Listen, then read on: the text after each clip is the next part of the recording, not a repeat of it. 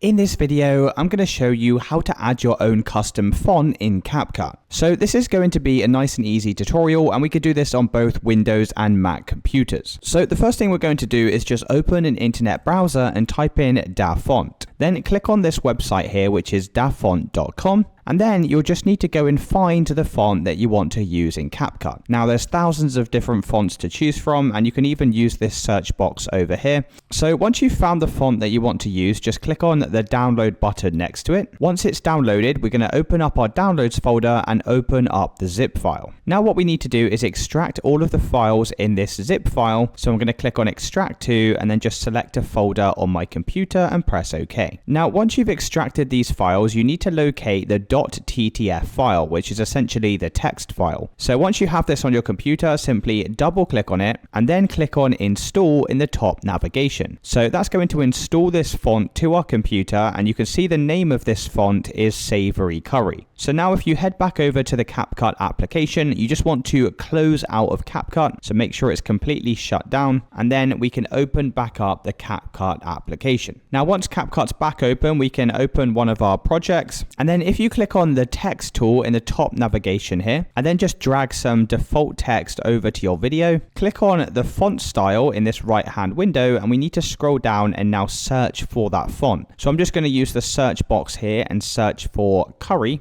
And as you can see right here, we have our font Savory Curry, so I can go ahead and select it. And it's as simple as that, guys. If you did find this video helpful, then let me know in the comments and I'll see you in the next one.